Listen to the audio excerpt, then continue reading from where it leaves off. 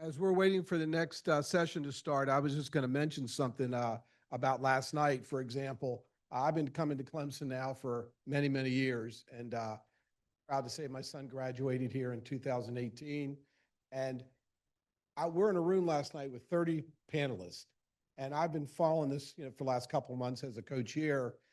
And by the time we finished the dinner last night, I recognized that there was 4 people in that room. Some people had worked with me. I had different engagements with people, and I haven't seen some of these people for 20 years, 30 years, and it's a small world.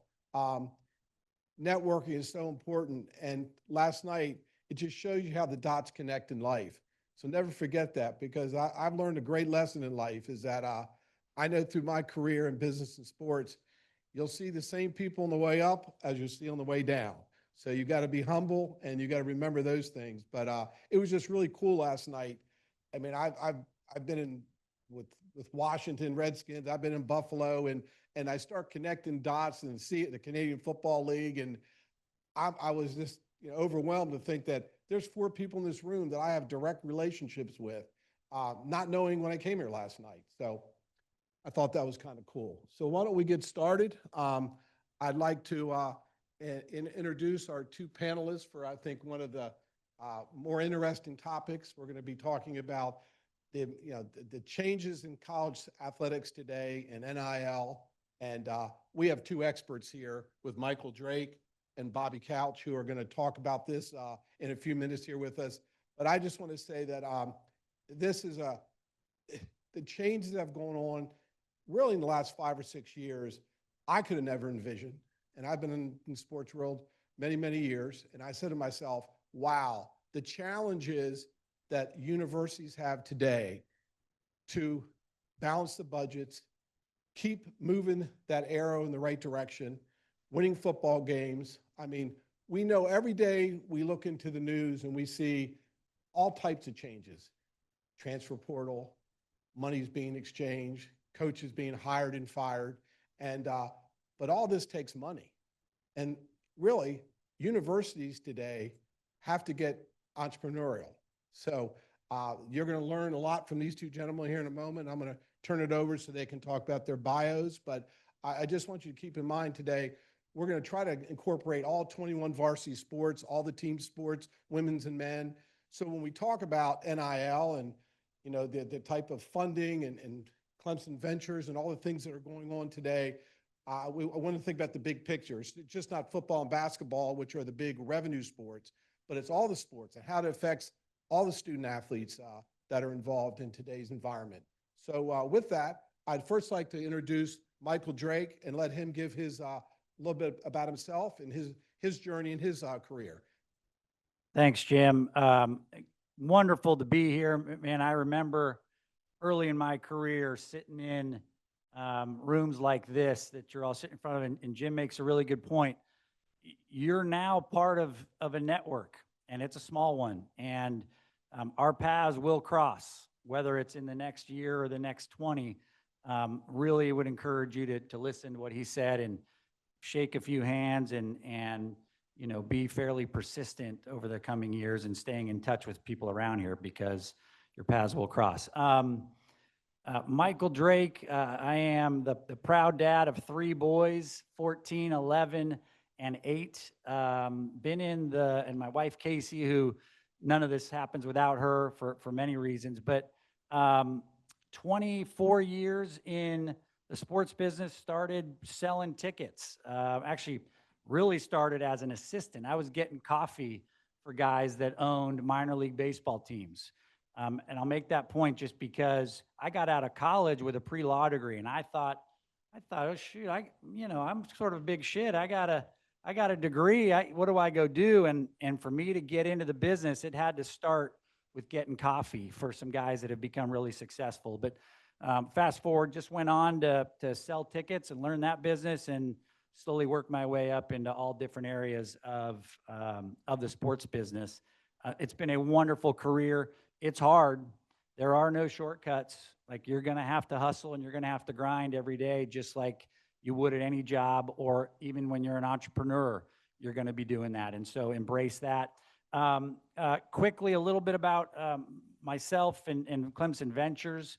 I've been in pro sports for 24 years, and about a year ago, started to really see a change in the landscape of where college was going. And Clemson is one of the most entrepreneurial schools in this space as it relates to setting up Clemson Ventures, the role of Clemson Ventures, which we'll touch on, and the opportunity to be on the front end of a changing collegiate landscape. So we'll tell you a little bit more about that. I know we're going to let Bobby introduce himself as well, but we'll come back to all the aspects of Clemson Ventures, I think, here shortly. Michael, thank you. Bobby, could you give your background, please? Thank you. Yeah, absolutely. Excited to be here on stage here with Michael. They're doing some amazing things at Clemson Ventures. It was very forward-thinking on the part of Graham Neff, our athletic director, and really preparing for the future of driving revenue, because as Jim said, that's where we are in college sports now. So my background, I'm excited to see all the students here, by the way. So again, would encourage you to meet many of the folks that are here in the room that have had very similar paths that Michael talked about. I started out in minor league sports myself. Worked for an organization called the World League of American Football. Jim Pop in the back. He and I have had shared some stories last night, and Jim as well about that. And it's starting out in this business. It's not always glamorous. You have to find your way to get in and break in. And I bridged that and was able to go work for the Durham Bulls Baseball Club for a few years, and to be able to understand the whole minor league culture and environment, which was a great area to kind of cut your teeth on and learn the business. And then I bridged that over time. I got into higher education, and then it came full circle. I was able to get right back into athletics here at Clemson in 2005. I joined IPTAY and started the Major Gifts program there. And then we were on obviously a media ride with national championships and things like that. We went through a major facility growth phase for many years. And then things started to turn a little bit. And brand building became very, very important in the space of college athletics.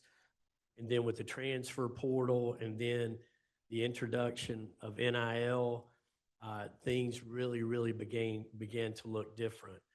And so even the front offices look different. You have folks like Michael who have an amazing background coming from the professional side to the collegiate side. And, seeing that transition, seeing the business acumen to be able to come into the space and deal with what we're dealing with now. So I'm also a proud father. I have 4 sons. My wife, Christy, and I, we all 4 of them graduated from Clemson. I'm a Wofford grad, played football there back in the late 80s. And then I got my master's degree here in 2019 in athletic leadership. So I'm excited to be here, just share what knowledge I have about the NIL space, and also perhaps answer questions that you all may have about it as well. So thank you. Good. Thank you. And I think it's very important, living proof. This is a common place where these gentlemen both have been. They started with a chair, a phone book, and turn the lights on because they've led by example. I mean, they didn't walk into some 35 people support staff, and these gentlemen both had to work from the ground up, and that's what you're going to experience in your journey. That's just the way it is. So with that, I'd like to turn the page, and I'm thankful to be a Clemson man and a Clemson graduate, and to think that our athletic department here is always forward thinking. And the fact that Graham Neff and put a board together for Clemson Ventures and went on a national search to look for the best of the best. So we're on the forefront. Clemson University is always they're always looking, at the top of the echelon to be the greatest and be the best. And I'm very proud to think that Graham and the staff there went out and to form Clemson Ventures. And if you could tell me, Michael, a little bit about what is Clemson Ventures? Sure. Yeah, it is a fascinating arc that Clemson is on its way to groundbreaking. It may be easier to work backwards. 99% of the universities out there and their athletic departments, when it comes to revenue generation, which now is obviously critical as all these new expenses get introduced, that stuff is outsourced. It is outsourced to companies that aren't Clemson grads, may or may not really understand the values of that university, may not understand the priorities and where that university, they are mercenaries. And by the way, there's nothing wrong with that. There was part of my career I was a mercenary, but it's important to state that because when you outsource things, there are values that aren't aligned, generally speaking. And these entities, they provide guaranteed revenue to the athletic department, and then they spend the next multiple years trying to make that revenue back. Why that's important is because Clemson realized as much of a role that they play, and it's a good business. Don't mishear me. There are some really good agencies out there to outsource stuff. Clemson realized, why would we give away a percentage of our revenue to a group to do this for us? Why wouldn't we just bring it all in-house and do it ourselves? Hence the foundation of Clemson Athletic Ventures. And so my role as the CEO is to build a company, no different than the way that the Atlanta Falcons, where I worked, are built, or the Dallas Cowboys, where I worked, and how they are built, and the Atlanta Hawks, no different. I am here to modernize the revenue approach to college athletics, create content and scalable engagement platforms for fans, create a marketing department, right? Create an NIL department. Everything you would see at a professional sports shop is exactly what we're at the early ages of creating here at Clemson. And so we are now the second, we're the first university to do it. There's not a week that goes by that I don't get a call from an athletic director trying to understand, how did we do it? Why did we do it? Sure enough, Kentucky has started to form a similar structure, and there are many behind them. I give you that because those are opportunities. Those are job opportunities for everybody in this room. And so to sort of succinctly say it, we are here in Clemson Ventures sitting alongside the athletic department, right? We are Clemson employees. Graham and the athletic department can now concentrate on a great student athlete experience, building great facilities, hiring the best and brightest of coaches, right? Operating the buildings. They can focus on that, which they're really good at, and they can have someone like myself and Clemson Ventures to worry about all other aspects of revenue generation. And so fascinating times. We are learning every day. I certainly have a vision that I think is going to sort of represent itself well in the coming years, but we're evolving. We are grinding every day. We are hiring quite a bit over the coming years and months as this evolves. And so great time, unique time. All of my plans that I write out are written in crayon, so that I can sort of erase them and change them and no one will know. I can sort of look like a genius each time I do it. But that's sort of the easiest way to describe it. Modernizing revenue generation to help sort of offset all the additional expenses coming to universities, including revenue share, NIL, et cetera, which I know we'll get into. So it's awesome. It's awesome, and something all of you in here should really pay close attention to, because there's going to be opportunity at universities across the country that are going to replicate this over the coming years. So probably the best way to describe it. Good stuff, Michael. Thank you. I'm going to throw the next question here at Bobby, because Bobby's been here 20 years. And I'd just like for you to, if you could just answer this question, is that in 20 years, you've seen a lot of changes. So tell me about just, a little more about NIL and collectives from your perspective, because I remember walking in, and a friend of mine, Brad Scott, used to run the roster, and there'd only be 3 people in there handling the 85 scholarships, and there's no money being passed out. You get a scholarship. Wow, that's tremendous. Tell me a little bit about your 20 years here with these changes. Yeah, it's been really interesting. And when I got here in 2005, IPTAY, I worked in the fundraising arm of athletics. IPTAY was really known as the grandfather of athletic fundraising, started in 1934, and was really an envy of programs around the country in terms of the amount of money that was being raised. And then what was beginning to happen is this big facilities, this arms race in college sports. And believe it or not, I know it's hard to believe when you see all the facilities that are built here on this campus now. But back in the day, Clemson was in catch-up mode.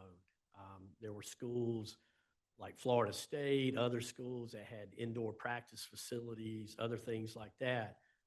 And so when Coach Sweeney was hired, we began to really push facilities. And that was a $250 million fundraise to get the facilities up to speed. And then I remember during that period of time, our nutritionists would have bagels available in the nutrition bar in the weight room, but you couldn't have peanut butter, you couldn't have sour cream, because that was considered an extra benefit to student athletes. So think about that from where we are now. And how things have really evolved and changed. And so then the schools began to see the value in building the brand and the value. And so you saw a real push. People like Jonathan Gant and others were hired to come in here and build the Clemson brand with social media really taking off.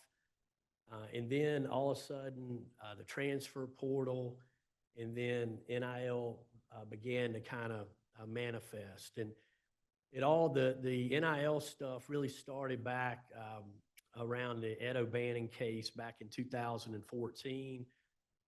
There was a case that was settled. He argued at the time about NCAA using the name, image, and likeness of college players. And then around 2021, there was a case, Austin case, ALSTON, and a running back from West Virginia won a case and created what was called cost of attendance. So the argument was that student athletes, and I see some here in the audience today, the cost of going to school is more as a student athlete versus being just a regular student.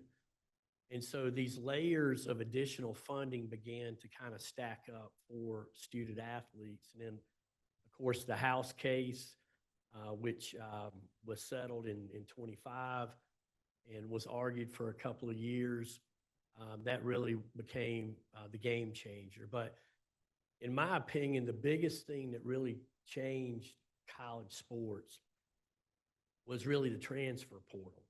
In terms of just amateurism and really changing the culture of especially the Division I level of college sports, or really all the divisions, because it's really impacted all of them. And then when you layer over NIL on top of that, it really kind of, no pun intended, really changed the game. And so I could see the writing on the wall. I've been with IPTAY for 17 years. We had some former athletes, Rich Davies, Kendall Alley, and Kevin Jemmis, who approached me about starting a collective to help Clemson. And we met with Graham and a few other folks, Tim Match and others, Steve Duzan at the time, down at the Cheez-It Bowl in December of 21. And then we launched Tiger Impact. I jumped out into the space.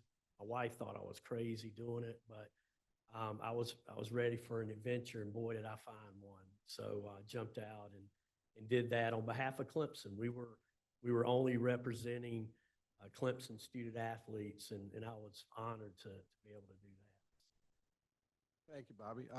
With that thought in mind, Michael, how is this going to affect scholarships now for all the sports? I mean, are we going to lose a men's tennis team? Are we going to lose our other universities? How are they going to handle this change in what's happening with NIL money and the changes that are going on in the landscape? Well, I'm gonna take us back for a minute. I'll quickly answer that. We aren't losing sports here. We're committed to making sure we compete at the highest level across all the athletics that we're currently involved in. So we'll come back to that. But I think we should take a step back. It is confusing. Okay. As somebody in the sports business, I didn't understand it a year ago. And so let's just quickly run back at the difference between what this House settlement really did. So the House settlement was just a ruling, right, that now said you can pay student athletes up to $20.5 million. So that's what terminology I think is important. Revenue share. You're going to hear the words revenue share. Athletic departments have the option to take $20.5 million now and allocate it across the student athletes and the sports as they see fit. So that's a bucket of money. That is a new $20.5 million expense to the athletic department, brand new. Separate from revenue share is this thing called NIL. Separate. It is a chance for student athletes to generate income by essentially being brand marketers. They can go out and represent a company, consumer brand or private, and provide services back to those brands or companies and get compensated for it. Couldn't do that in the past. In the past, you were just sort of getting duffel bags under tables. It is now sort of above board. And there's an arms race between generating NIL dollars. And so I suspect we'll come back to that here in a minute. But I do want to, it's confusing. So I want to make sure you all understand this terminology we start to use. NIL is variable income student athletes can go get if they're marketable enough. And revenue share is an athletic department now writing dollars to student athletes up to $20.5 million. Back to your question. We are committed to every sport and representing it the Clemson way, delivering at a really high level from a fan experience perspective, delivering at a really high level from a production and visual perspective, hiring the greatest coaches, providing chefs more than just peanut butter to many of them, providing food, in addition to other income that we're able to pay them to offset the cost of being a student. So NIL is not going to erode that here at Clemson. Revenue share is not going to erode that here at Clemson. It is eroding and will continue to erode many other institutions. That burden of $20.5 million expense out of nowhere overnight is a real expense. And if you didn't sort of manage your dollars year in and year out, leading up to that, there are universities that are going to have a really hard time adapting, right? Because good news about Clemson, they had built a lot of really nice facilities during your time and have world-class facilities. So that expense is sort of, we're in a good spot there. Many institutions have to now absorb a $20.5 million expense and go build facilities and. That's not going to work. The only way that that's going to work for some of those, they're going to start cutting sports. And so I can't speak 2, 3, 4 years from now. Who knows where this landscape goes, but revenue share and NIL are two important factors that are going to cause problems on college campuses. You have the greatest board of trustees here. You have the greatest president of the university here, and you have the greatest athletic director that has put this university in a really solid spot to absorb where we're going and get entrepreneurial by creating Clemson Ventures, that we're just going to go out and sort of stack dollars on top of each other in a much more professional way and support the student athlete experience, to be world class. So it's a unique dynamic, but yeah, there's going to be some pain with revenue share and NIL across athletics, but Clemson is positioned to handle it really well. And maybe there's some time to talk about how we did that, but we're in a good spot here, and future's bright. Future's really bright. One thing I think, just to incorporate this too, I'm looking at these young people here, and we've all been at the high school level. Now you've got that superstar basketball player. What does it mean for the high school athlete now? Whether you're a tennis player, a golfer, football player, what does this mean now? Are scholarships? How is this going to work now?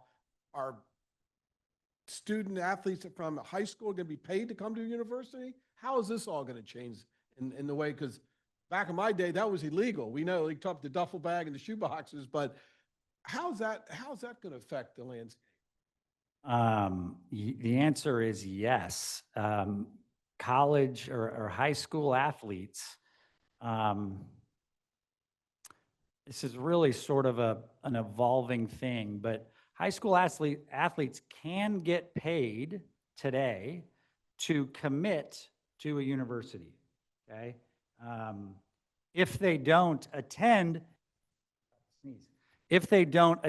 the university, there are certain agreements that are in place to claw those dollars back. We are not in the business of doing that today, okay? We are not in the business of doing that. Worth noting, I spoke about NIL. Well, there is a software, for lack of a better description. There is a software now that if you're going to pay or you're going to perform NIL duties, it has to pass a fair market compensation range, okay?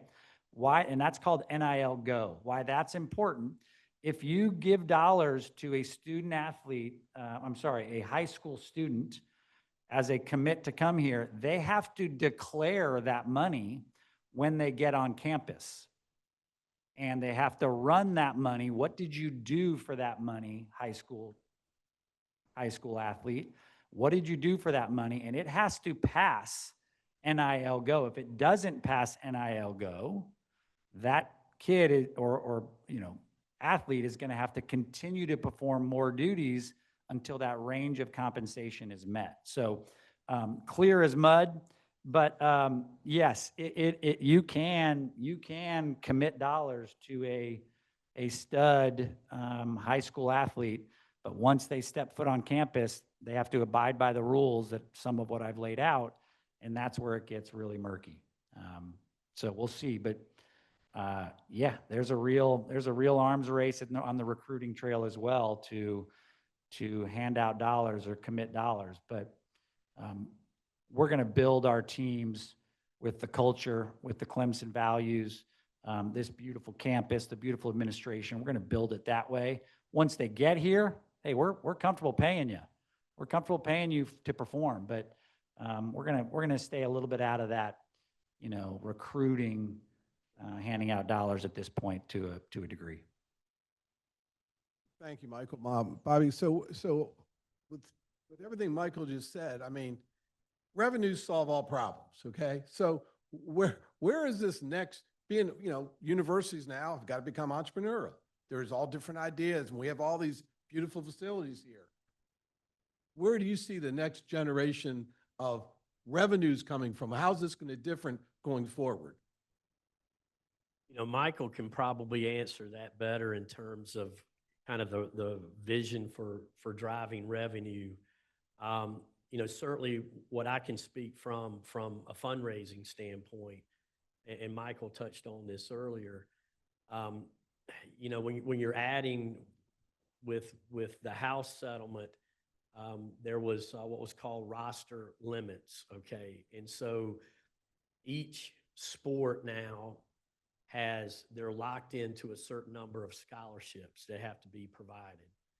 So that's created additional revenue stress to be able to cover those scholarship dollars. So when I work for To the tune of about $4 to $5 million in new expense. yeah, and so so all of a sudden it's all this spillage that's beginning to happen because of the House settlement. Not only are you having to cover the 20.5 million, you've got things that are on top of that that are occurring as well. And so the NIL stuff, which Michael touched on in terms of the opportunities outside of the House settlement, are really put into place, really not to necessarily drive revenue for the athletic departments. It's really for a better use of the word, it's for recruiting purposes. And so the collective worlds that are continuing to be able to exist, you're seeing what people may term hard money and soft money. You know, the hard cap, the 20.5 million, that's what the universities work with. But then there's also opportunities for all student athletes, not just those that are receiving those allocated dollars through house settlement money, but all student athletes are able to earn money based on their name, image, and likeness. But Michael is right. Clemson, you know, having been here since 2005 and knowing the leadership that we have in place here and the vision and the strategic approach that we've always taken here, we are well positioned to address any revenue challenges that we have in the future. But it's going to have to take all parts rowing in the same direction, whether that's licensing media rights. We've got student fees now that are in place. As you've seen, we sell alcohol now. There, you have to look under every opportunity to see if you can squeeze a little bit more revenue here and there to just keep things moving in the right direction. Yeah, you want me to add on to that? Yeah, I was going to say, and I'll tee it up this way, is that so what are the crown jewels? I mean, you know, of what you're going to be going after, and that, I mean, you got to go back to some of these big sponsors and in some cases double down. This is a new opportunity.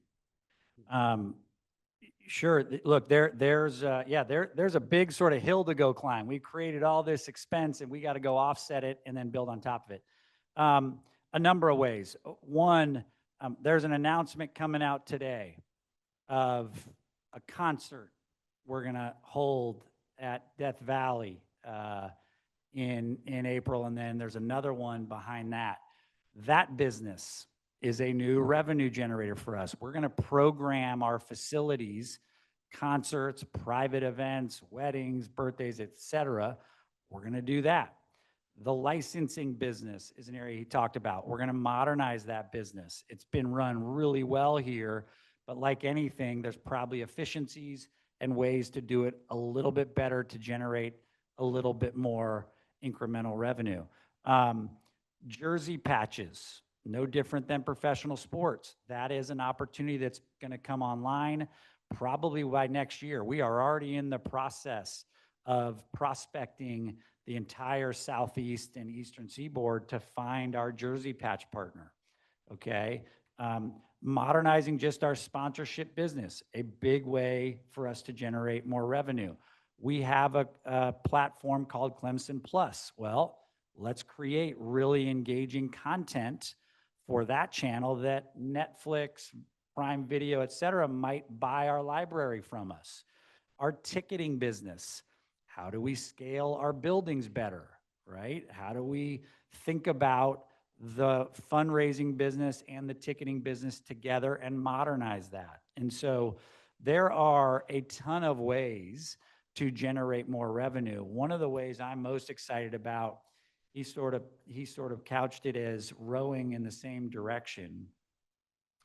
Universities have a massive opportunity in the sponsorship, we'll use the word partnership more, business. Most entities, professional and college, they just sell assets. They sell signage and they sell a program and they sell a social post sort of as disparate assets. What we're going to do here at Clemson as part of Clemson Ventures is we're going to create holistic marketing plans for brands, but we're going to tap into student affairs, and we're going to tap into external affairs, and we're going to tap into the alumni association. We're going to tap into the veterinarian school.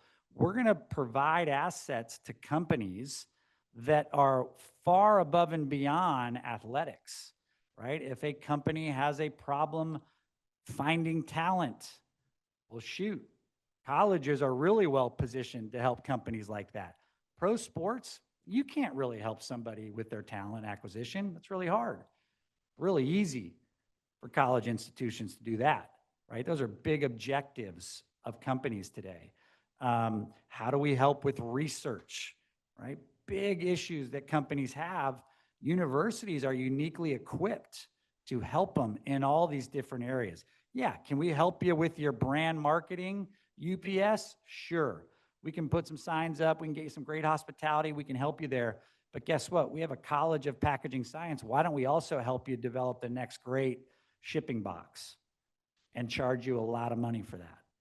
That's where we can really differentiate the collegiate revenue generating space that no one has really figured out how to crack. And that's hard to do, right? Those entities, athletics and external affairs, et cetera, across most universities, they aren't really working together. We are arm in arm here trying to figure out how to do it. And so really encouraged about what we can do together across this entire campus, not just out of athletics. You're on a roll there. I'm going to ask you one other question tied to this. So now this is all coming out. Private equity. How is that going to play into universities now? With, I just heard the other day, I think you and I discussed it, was that someone wants to put $2 billion and own 10% of the Big Ten. How is this going to affect things in the sports world? Well, first, I would encourage you to ask that question to my friends, John Collins and Chris, who are coming up, I think after us or in the next couple of days. They're both, to a degree embedded in parts of that business.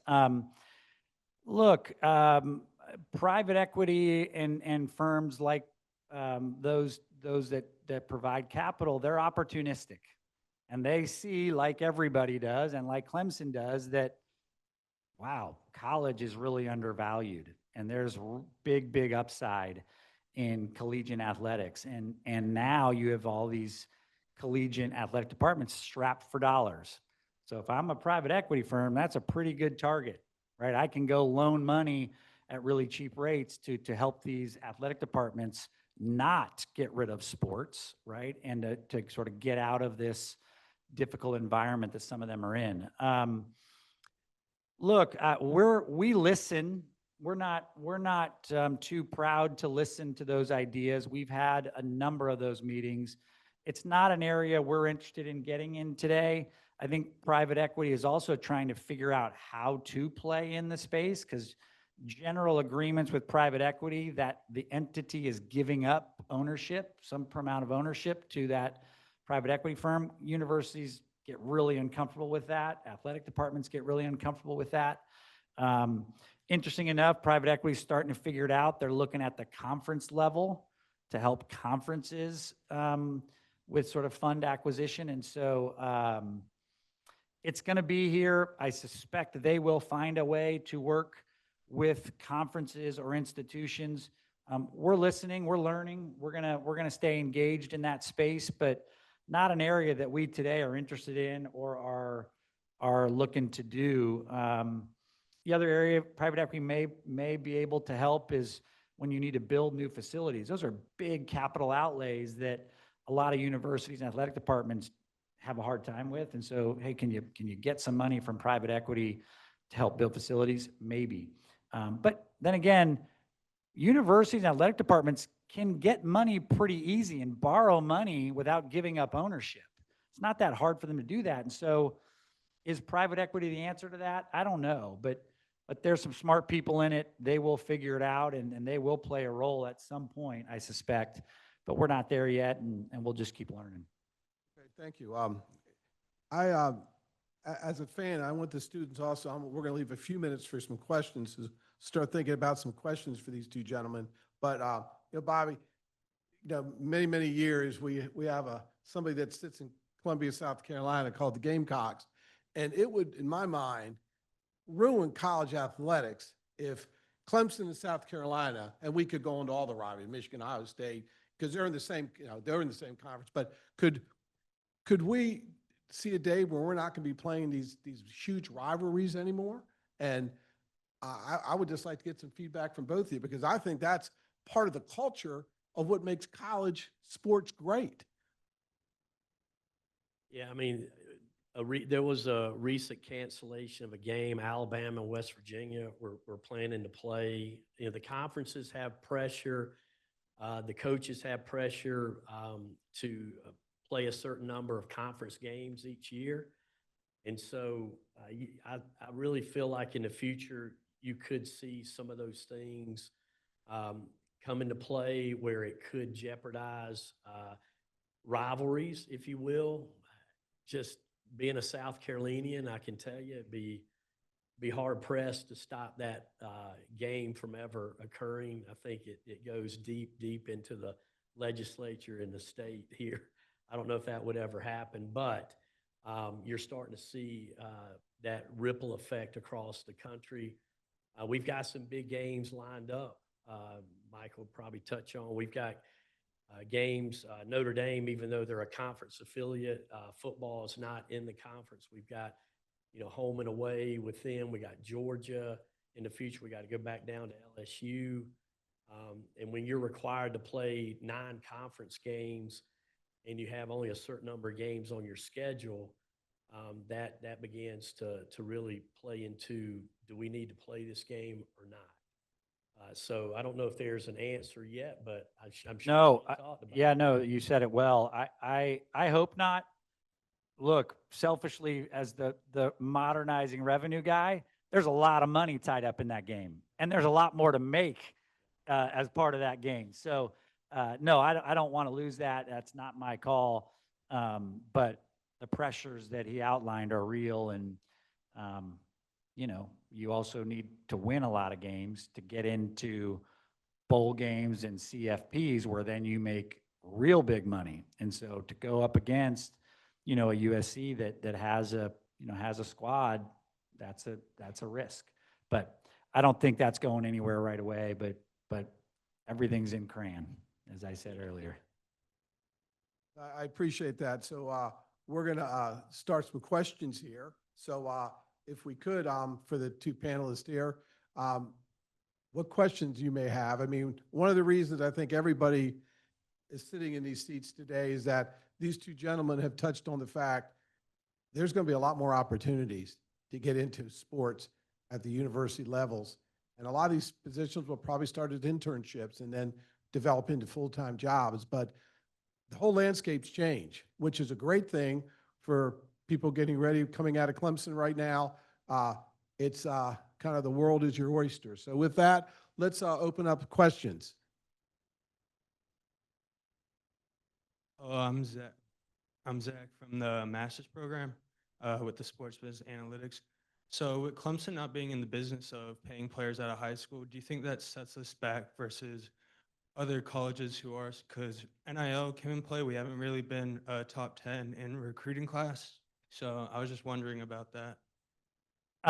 No, and I don't want to sort of be misquoted. Look, we're going to pay a kid. We're going to pay them to come to school. Right? We're going to take care of their scholarships. And there are ways that we are making commitments to kids that allow them, that in a way is verbalizing, hey, we'll pay you, but we're gonna sort of get you on campus and make sure that you're part of this culture and you can perform before we do that. And so we are going to pay them. We just aren't going to write them a check before they get on campus, right? And so, and it's a nuanced sort of explanation of it. But the athletic department, the coaches are evolving in this world too, and starting to realize, okay, maybe I do need to play a little bit more in that portal. Maybe I do need to think about how we're presenting NIL opportunities earlier in the recruiting process. And so it's all a bit of just a learning curve for everybody. And so, no, to answer it specifically, I think our recruiting class and how you're ranked, which by the way is sort of subjective on how that's done, but we're going to compete, man. You have some of the greatest coaches, greatest facilities. We're going to compete. And we understand that that's core, not only to the athletic department, but when athletics performs really well, we can be a gateway for the entire institution, one of many gateways. And so we're incentivized to perform at the highest levels, but there's an evolution certainly happening within coaches and recruiters. Yeah, we are from sort of, I'll just put the dollars that are in Clemson Ventures, right? One of the big dollar buckets that does not sit in Ventures is IPTAY, okay? But from a Clemson Ventures perspective, we're doing, when I think about all the revenue streams in there, we're doing about $25 million annually, licensing, sponsorships, and others. Keep in mind, NIL, which is a bucket of money we're going to keep growing, that's an expense. That goes back out the door, which, by the way, we didn't get on this. How crazy is it? I'm here to maximize revenue and maximize expense. Not many businesses run that way. But we're sitting around there. I have aspirations to be in the $50 million range within 3 to 5 years. We got work to do, and there's plenty of ways to go do that. And so, short-term goal of 3 to 5 years, I think we can grow it by 100%. Those were entire entities, right? If I start putting in IPTAY dollars and that sort of stuff, we start to be a $200 million entity. Falcons, we were doing $150 million annually in revenue from sponsorships, ticketing, et cetera. Hawks were about 100. But, shoot, it's not apples to apples. The NFL, as an example, they're profitable before they even open the doors. They don't need the $150 million they were doing in ticketing and sponsorship. Well, they need it, but that's just a monster. So we're on that smaller end of things, but if you start to aggregate all the dollars in revenue, we're up there with them, and we'll start to surpass some of those. Certainly NBA teams will do more dollars than most of those. Hi, my name is Justin. I'm also with the MSSBA program. Appreciate both of y'all taking the time today. My question's for you, Michael. Going back to your bio, you initially mentioned that coming out as a pre-law student, you thought you were hot shit. I myself was a political science and sports communication major during my time at Clemson during undergrad. Took the LSAT, realized I wasn't hot shit, and got humbled very quickly. So what advice would you have to someone that's currently sitting in that humbling stage right now? You just have to pick a direction and go, is the short answer. Like, you just sort of do. You might not get it right with the first decision, but you're going to learn something in that decision process. And that's the quick answer. Like, pick a direction and go, and you'll figure out along that journey if this is the one you want to be on. And if not, pivot out of it. There were many times I was 4 or 5 years into the sports business, and I was really sort of doing well and making dollars, but do I really want to keep doing this? That's going to be there. And so pick a direction, man, just go. You might hit it at the first choice. You might not. Don't sweat it. You're going to learn really valuable lessons in that decision. But the worst thing you could do is sort of meander between what do I want to do and what should I do? And I should pick a direction and go. Questions for both of you. You said everything's written in crayon. The industry moves so quickly. Third-party NIL providers that are helping with collectives had, call it an eventful last 3 weeks. Look at Oregon State. There's a lot of additional pressure on facilities, on admin to make the right decisions. So you talked earlier about how ADs are calling every single week. They're running their collective internally, and then they realize they need help. They go externally. Is what happened at Oregon State the death of the traditional collective and third-party providers? And more people are moving to this ventures model, or how is that going to work moving forward? It's a little complicated. I realize that. No. I'll touch on that. I do think that the collective world will play a part in this NIL space moving forward. There was NCAA direction that was given a few months ago in terms of what collectives could and could not do. And then they came back later to say, yes, collectives can be booster driven, but there has to be a viable exchange of a business transaction. The student athlete has to not just talk about a nonprofit on their social media, they actually have to go and try to drive dollars to help raise money for those services. The same with a brand.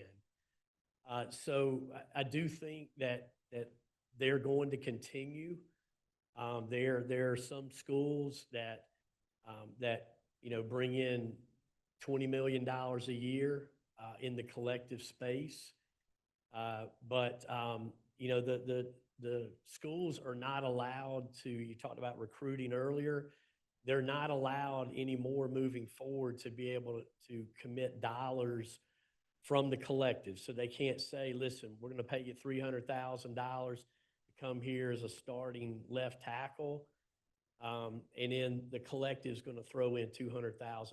That's not allowed to happen anymore.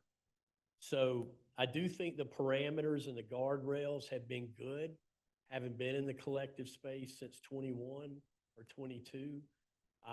But I do think there is a role for collectives moving forward. Yeah, I think that's probably right. I think that's probably right. I mean, at the end of the day, if these rules that are in place, and those rules are evolving, if they work and people abide by them, you still need an entity to facilitate deals with kids, right? Clemson Ventures does it for Clemson. These agencies that I spoke about that most other universities have, that's not what they're really equipped to do, nor really can they. And so some of them are going to need another entity to help facilitate NIL deals for student athletes. So they probably are staying around. The problem they have is they're not really brand marketer. Most of them are not really brand marketer folks. They don't really understand facilitating a business transaction that has a valid business reason tied to it. And so they're going to have to evolve the personnel in those collectives. But yeah, I think they probably have a role for at least the near future. I'll keep it really quick. My name's Katie. I'm a Clemson junior undergrad here with communication, so sorry, it's really loud. I feel like I have a little bit of a different perspectives than some of our amazing master's students here. But I had the great opportunity to take Bridget's class on Clemson NIL last year, and from the beginning to start of that class, NIL changed entirely. So I just really want to know what you guys are looking for in future employees coming out of college. I still have another year to go, so I'm really just curious what you guys are looking for in the industry to keep growing, even though it's still changing. So I'm just going to answer it as the sort of CEO of the company. We are looking for hungry, bright, organized, good, sort of positive natured people. That's what we're looking for. Don't overthink it, right? Like work and be a good sort of facilitator of the culture within the company.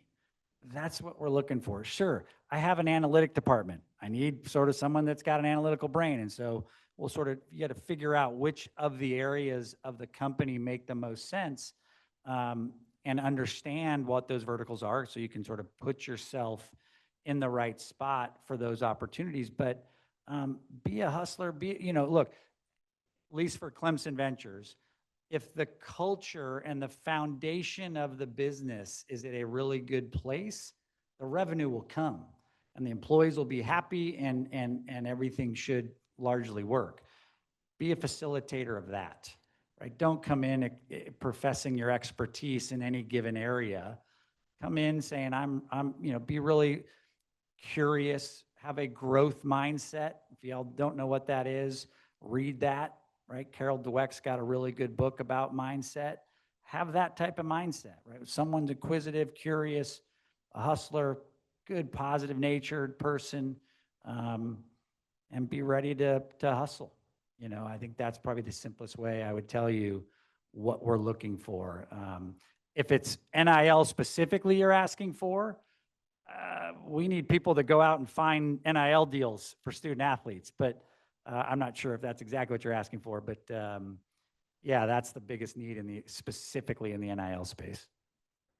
There's a girl on Zoom and she's a PhD Clemson grad, and she asked, how do you see the NIL evolution changing the landscape of high school and college sports in the next 5 years? Also, are there any financial literacy programs being offered to student athletes? Yeah, so I think we sort of answered the first one. Great question on the financial literacy. So two things. One, I talked about all of our partners / sponsors. We have a number of banking partners that are partners of ours, and we, as part of the asset mix that's in their brand marketing deal with us, they are providing financial literacy, we'll call it. I don't like the word literacy because that means they are illiterate in it. It's just financial sort of education for our student athletes. So we are doing that, but my first month on the job, recognizing the need for that, I actually went to New York and started a deal with Goldman Sachs for that exact reason, is really high-level wealth management type education, in addition to just sort of the foundational financial education we provide. And so really important aspect of this, we are trying to help our student athletes understand the difference between buying a Range Rover and buying a Rolex. One of those appreciates, one doesn't. And so we'll see. We can only do so much in that space. That's an issue across all of sports, college and pro. But a big initiative for us is to help our student athletes understand, now that you are acquiring some amount of dollars, sit on it. Don't go spend it right away. So we'll see. We're doing our best. Well, that wraps up our session here with this evolving changes in the sports world. And I just want these two gentlemen to get a kick out of this. 40 years ago, you could have taken the whole national championship football team, and for that matter, all the varsity sports. If you give us a year, credit card there at Max Drive-In, you could have signed all the athletes at Clemson University. It'd have been done. So that's how this landscape has changed. So anyway, Michael, Bobby, outstanding. Thank you guys for being here today, and go Tigers. Go Tigers.